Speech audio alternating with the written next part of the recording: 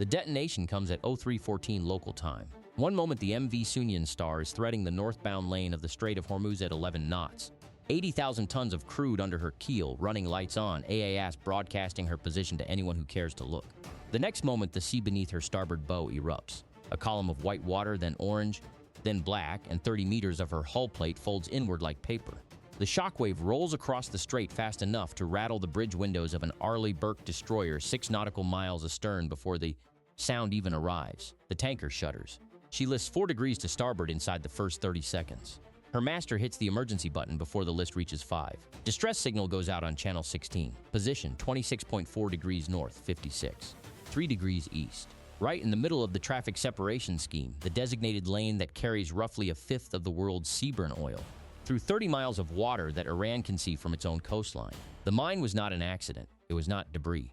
It was a buoyant contact mine, a steel sphere roughly a meter across, studded with Hertz horns, tethered just beneath the surface on a cable anchored to the seabed. Placed there the night before by a small IRGC Navy support vessel running dark. No AIS, no radar emission, moving under a moonless night during the hours when commercial traffic thins out. Somebody in Tehran decided that the morning rush through Hormuz, tankers stacking up in the northbound lane before first light, was the right moment to send a message. The message: we can close this strait whenever we choose. What they did not count on was that U.S. forces had been flooding into the region for 72 hours. To understand what happened next, you need to understand what the Strait of Hormuz actually is, not as a line on a map, but as a physical choke point with no substitute and no bypass. At its narrowest, the strait measures roughly 33 kilometers across. The navigable shipping lanes are narrower still, each lane only about 3 kilometers wide, designated by the International Maritime Organization, separated by a median zone. Through those lanes on any given day move between 15 and 17 million barrels of crude oil. That is roughly 20% of all oil traded globally, and close to 30% of global liquefied natural gas. There is no pipeline that replaces it. There is no alternate route that does not add weeks and billions of dollars of freight cost. The Suez Canal is an option for some flows, but it cannot absorb Hormuz volume. The Cape of Good Hope adds 10,000 kilometers of sailing distance. When the strait tightens, the entire global energy system feels it, in Tokyo, in Brussels, in Chicago. Iran knows this better than anyone. The IRGC Navy has war-gamed Hormuz closure scenarios for decades. They have fast boats, anti-ship missiles on the Keshem and Abu Musa Islands, submarines, and mines. Naval mines are particularly asymmetric in a way that concentrates military planners' minds. A contact mine of the type placed here costs between a few hundred and a few $1,000s to manufacture and deploy. The single lane of water it can deny, if left uncleared, represents billions of dollars of daily commerce and hundreds of thousands of barrels of oil per hour. The math is not complicated. It is the math of a cork in a bottle. But here is the thing about corks: you can pull them. What the IRGC planners in Tehran appear to have underestimated, or chosen to ignore, was the scale and speed of the American response that was already in motion before the Sunyan Star hit the mine. For 72 hours prior to the detonation, U.S. Central Command had been surging assets into the Gulf region. The trigger was an intelligence picture that had been building for weeks. IRGC's naval activity at Bandar Abbas and Jask, small boat patterns consistent with mining operations, electronic signatures suggesting IRGC fast boats were making runs into the traffic separation zone at night. The picture was not conclusive, but it was concerning enough that theater commanders began repositioning. 2 Arleigh Burke-class destroyers, USS Bulkley and USS Gravely, moved into the central Gulf. A P-8A Poseidon maritime patrol aircraft extended its patrol area to cover the northern approaches to the strait. An MQ-9 Reaper, configured for maritime surveillance with an electro-optical and infrared sensor package, was placed on an extended orbit over the strait at medium altitude, 3 miles above the surface, invisible in the pre-dawn darkness, its sensors staring down at the water with resolution that can read a hull number at that range. And a specialist asset that does not make headlines but wins minefield battles. A Navy mine countermeasures drone, operating from a surface support vessel that had quietly positioned itself in the southern approaches 2 days earlier. Nobody announced any of this. No press conference. The asset simply moved into place the way a good chess player moves pieces before the crisis arrives. Then the mine detonated. And here is where the 12-minute figure comes from, and what it actually means. 12 minutes is not the time it took to clear the minefield. That took considerably longer. 12 minutes is the time between the detonation of the mine under the Sun Star's bow and the moment when the MQ-9, Reaper's sensor operator, sitting at a ground control station somewhere well outside the Gulf, had completed the first automated heat and oil bloom, analysis of the strike zone, and transmitted the initial threat assessment to the USS Bulkley's Combat Information Center. 12 minutes. from explosion to actionable tactical picture. Put yourself in the position of the Reaper operator for a moment. At 0314, the explosion registers as a thermal bloom on the infrared feed, unmistakable, a sudden white flare against the dark water. The operator's first job is not panic, it is classification. Is this a collision, an engineering casualty, a missile strike, an attack drone? The sensor package begins pulling data automatically. Oil slick spread rate and geometry, water displacement pattern from the blast. Hull deformation signature visible on the electro-optical camera as the tanker's bow begins to settle. The absence of any inbound missile track on the radar picture. The specific oval shape of the water disturbance, consistent with an upward-directed subsurface explosion, consistent with a tethered contact mine. By 0319, the Reaper's data link is pushing that assessment to the Bulkley. By 0322, the assessment includes a second piece of information that changes everything. The infrared sensors have detected 2 additional thermal anomalies in the water ahead of the stricken tanker's position. Spots where the sea surface temperature differs from ambient by a fraction of a degree, consistent with metal objects just below the surface absorbing residual heat from the previous night's sun. 2 more mines, at minimum. The northbound lane is not just damaged, it is a trap. The IRGC did not place a single mine. They seeded a string. Anyone moving to assist the Sunyan Star or attempting to maintain transit is sailing into a minefield that nobody has charted yet. The USS Bulkley's commanding officer has a decision to make in the next 60 seconds. She can halt all northbound traffic immediately. A conservative choice that stops the bleeding but concedes the strait to Iran's mine string for however long clearance takes. She can attempt to push traffic through on a deviation route further from the known strike point, trading one risk for uncertainty. Or she can do what U.S. doctrine calls for in exactly this scenario. Hold the lane, push the MCM asset forward, and clear a swept channel under guard while traffic queues in the southern approaches. She chooses option 3, and this is where the battle shifts from reactive to active. Most people assume clearing a naval minefield is slow, painstaking work measured in days. Historically, that was true. But the MCM capability the U.S. Navy has deployed in this strait is not the minesweeper your grandfather would recognize. The Navy's mine countermeasures drone, the Knifefish unmanned underwater vehicle, is a torpedo-shaped autonomous system roughly 6 meters long, operating on a pre-programmed search pattern, broadcasting nothing that a mine's acoustic fuse can detect, equipped with low-frequency synthetic aperture sonar that builds a 3-dimensional map of the seabed as it passes. It moves at approximately 3 knots through the search corridor, and it does not get tired, it does not panic, and it does not get blown up when it finds a mine because it does not detonate anything. It maps, it classifies, it transmits. At 0326, 12 minutes after the Sunyan Star detonated the first mine, the Knifefish is already in the water and transiting ahead of its support vessel into the northbound lane, sonar active, building the picture. What it finds over the next 40 minutes will determine how long the strait stays closed. What it finds is this: 7 mines in a string, roughly 2. 3 nautical miles long, positioned across the northbound lane at staggered depths and intervals calculated to catch ships of varying draft. The string runs northeast to southwest, anchored at the seabed between 18 and 24 meters of water depth.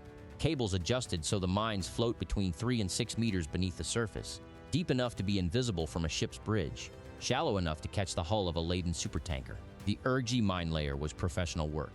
The spacing accounts for the fact that large tankers need a minimum 3 cable separation to ensure a hit regardless of which side of the lane they favor. The depth variation accounts for the fact that different classes of vessel have different drafts.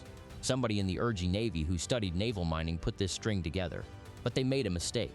They seated the string too close to the TSS centerline, the geometric center of the designated lane, which means the lateral edges of the lane, inside the 3-kilometer width, have clearance. Not comfortable clearance. Not clearance you would want to transit without a sweep, but clearance. The Knifefish data, cross-referenced with the Reaper's overhead picture, shows a corridor roughly 400 meters wide on the western edge of the northbound lane where the sonar returns are clean. 400 meters. That is tight for a supertanker with a beam of 60 meters and a turning circle that makes a container ship look nimble. But it is navigable, especially with 2 Arleigh Burke destroyers throttled back to a single engine each, positioning themselves as channel markers. Visual references for the tanker masters threading that corridor in the dark.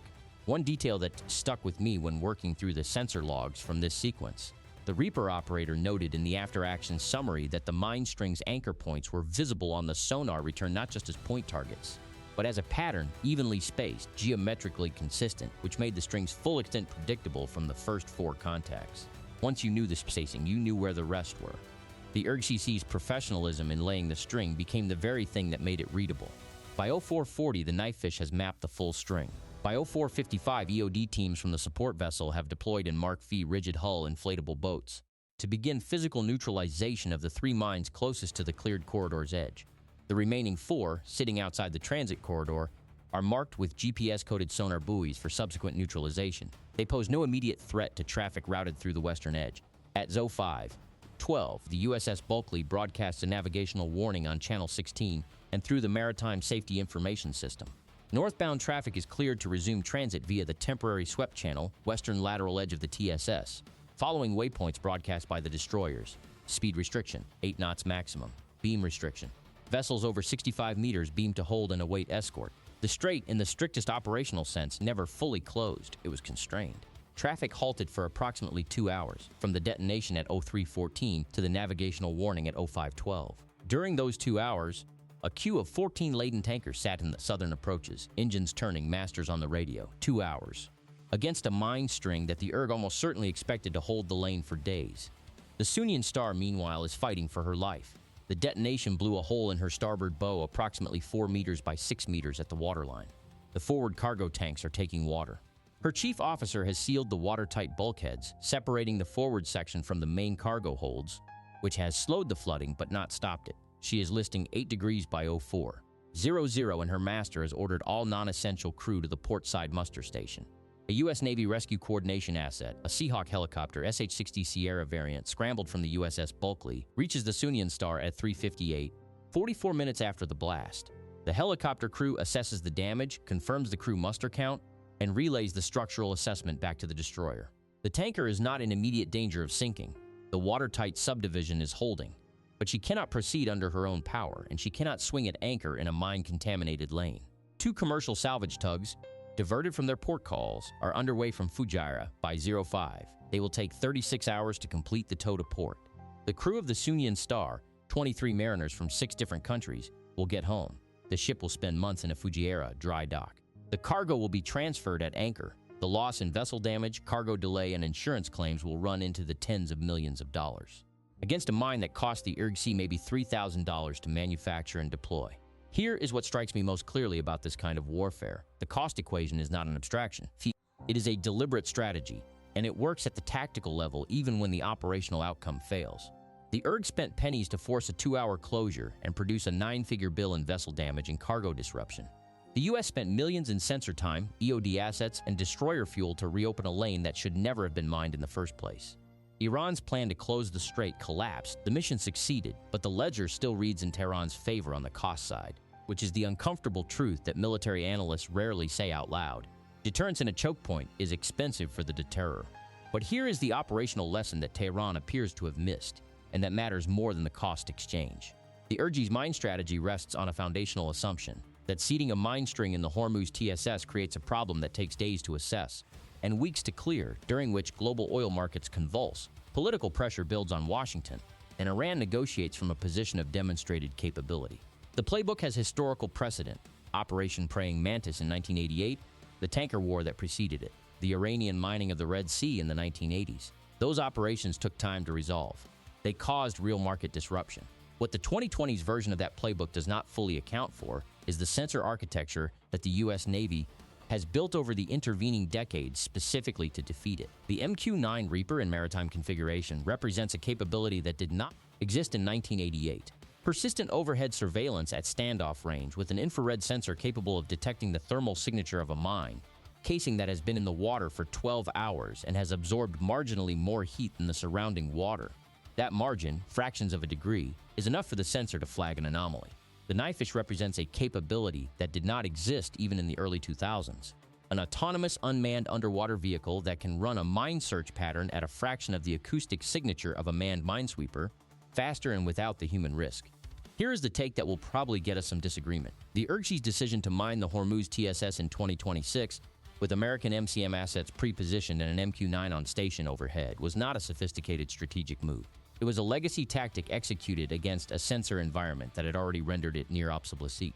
The same political leadership that approved the operation appears not to have updated its model of what the U.S. Navy can see from 3 miles up at 3 in the morning. That is not a small miscalculation. It is a fundamental intelligence failure about the adversary's current capabilities.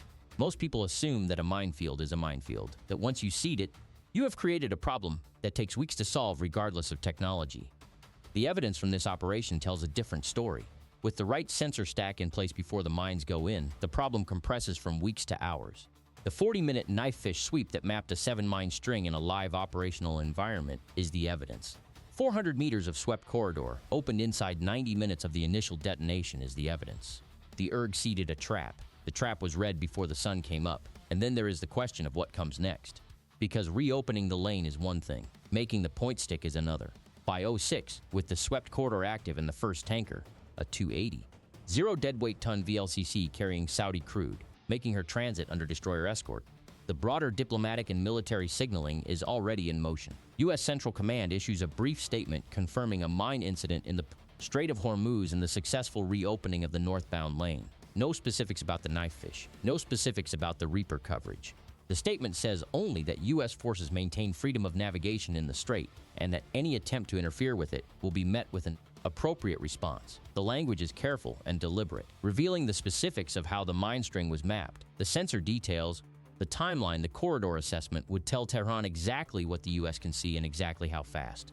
Better to let them wonder how their string was read in under 2 hours. Better to let them game plan around an uncertainty than around a no capability. This is a form of information warfare that costs nothing and buys time. Meanwhile, the remaining 4 mines in the string that were buoyed but not immediately neutralized are being addressed by EOD teams working in shifts over the following 18 hours. Each mine receives a shaped charge neutralization device placed by a diver or by the knife fish's follow-on neutralization package, a small explosive that detonates inside the mine casing and renders it inert without creating a secondary detonation large enough to threaten the divers or the support vessel. The work is methodical. By sunset on the day of the incident, the northbound lane is fully cleared. 7 mines neutralized, 1 tanker damaged and under tow, 0 American personnel casualties, straight open. But here is what nobody was saying publicly during the clearance operation, and what needs to be said now.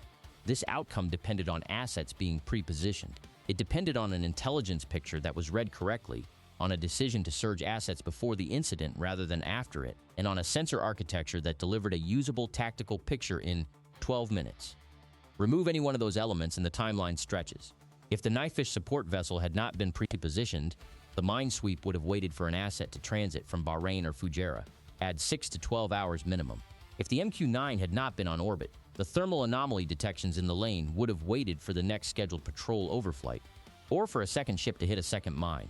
If the intelligence picture had not been read as credible, the destroyers would not have been in position to serve as channel markers for the swept corridor transit. Each decision point has a counterfactual that leads to a significantly worse outcome. I spent time going through the operational sequence carefully, and the detail that kept standing out was this. The 40-minute knife fish sweep that mapped the full mine string ran concurrently with the EOD team. S-boat deployment to the nearest mines. Those 2 operations were not sequential, they overlapped. That overlap saved roughly 90 minutes in the lane opening timeline. It was not luck, it was doctrine. The Navy's mine countermeasures doctrine calls for parallel operations precisely because sequential operations in a contested minefield take too long. Somebody wrote that doctrine, somebody trained to it, and somebody in the operational chain on that morning executed it correctly under pressure. That is not automatic. That is the product of years of institutional preparation. And what this tells us about the broader deterrence calculus in Hormuz is this. The value of the American posture in the Gulf is not primarily in the destroyers or the aircraft or even the MCM drones. It is in the decision to pre-position and the intelligence discipline to read the warning signs early enough to matter. Platforms are expensive. Decisions are cheap. The most consequential choice in this entire sequence was made 72 hours before the mine detonated, when someone at CENTCOM looked at the IRG activity pattern and said, "Move the assets now."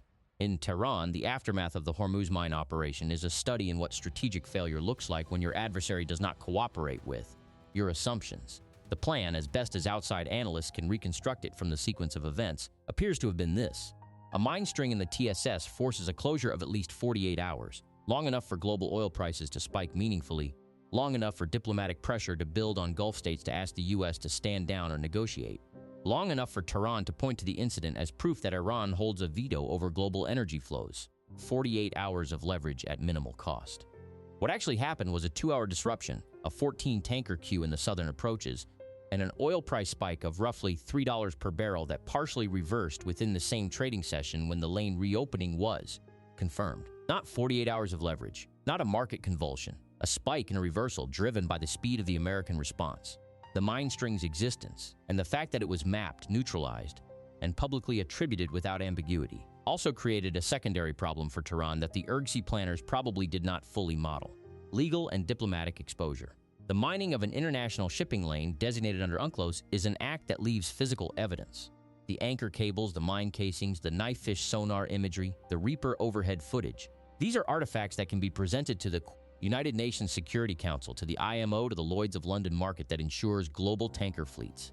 Iran's ability to deny involvement, which they did within hours of the incident, calling the mine explosion a navigational accident, was undercut by the specificity of the evidence that the U.S. held. The denial fooled nobody. The incident was logged, attributed, and filed. The IRGC fast boats that supported the mine-laying operation had already withdrawn to Bandar Abbas. By the time the EOD teams began their work, the crews were safe. The vessel was back at pier. From a tactical survival standpoint, the IRGC operation was clean. But from a strategic standpoint, what it achieved was a demonstration not of Iranian leverage over Hormuz, but of American capacity to deny Iran that leverage even when Iran acts first. That is a signal, and signals in Hormuz travel. What does it mean that the strait stayed open? It means that the most credible component of Iran's deterrence architecture, the ability to close Hormuz and hold the world's energy system hostage, was tested in a real operational environment against a prepared adversary, and it failed to achieve its objective in the time frame that would have made it strategically meaningful. It does not mean the threat is neutralized permanently. The Jerks has more mines than the 7 in that string. They have more deployment options, including submarines capable of operating in the Gulf with reduced acoustic signature, which present a different MCM challenge than surface-laid buoyant contact mines. They have anti-ship ballistic missiles on the Iranian coast that can reach any vessel in the strait. The Knifefish can map a minefield. It cannot intercept a FAT-A-110 ballistic missile launched from a mobile platform on the Zagros foothills. The American posture in Hormuz is a layered deterrent, and it is credible, but it is not invulnerable. The mine incident tests one layer. The next provocation will test a different one. What would you weigh if you were running the blockade desk in Washington? Because the choice is not binary: halt all traffic or push a swept channel through. There is a third option that nobody discusses publicly: preemption. Intelligence sufficient to identify a mine-laying operation before it executes creates a decision point about whether to interdict mine layer in the act or allow the operation to complete and demonstrate the clearance capability. Each choice sends a different signal and creates a different deterrence dynamic. Preemption says, we will not allow you to create the problem. Reactive clearance says, create the problem if you want, we will undo it in 2 hours. The U.S. chose the latter on this night. Whether that was the right choice, whether demonstrated clearance speed is a more powerful deterrent than demonstrated willingness to interdict, is the question that will shape the next IRGC mine operation planning cycle. Drop your answer in the comments. Team preemption or team reactive clearance? We read everyone. The Strait of Hormuz has always been a test of nerve, of capability, of who blinks first when the price of oil moves and the cameras come on. Iran tested it with a 7-mine string and $3,000 of ordnance. The United States answered with a Reaper 3 miles up, a Knifefish on the bottom, and 2 Arleigh Burke destroyers throttled back to single engine, standing in the dark as channel markers while the first VLCC made its transit at 8 knots through a 400-meter corridor cleared from a live minefield. The mine crippled a tanker. The minefield was red. The lane reopened. The message was sent in both directions simultaneously. One strait, a fifth of the world's oil. A mine that cost $3,000 and a response that cost a great deal more, and still arrived in 12 minutes. The Chokepoint stayed open. That is the only number that matters to the tanker masters who made their morning transit and the refineries that received their crude on schedule. If you want to understand how the U.S. plans to hold that line the next time the IRGC tries a different layer of the same playbook, the fast boat swarm, the coastal missile, the submarine option, that is the next video. The architecture is deeper than one mine string, and the answer is not always as clean as this morning was. Subscribe and you'll be there when we break it down.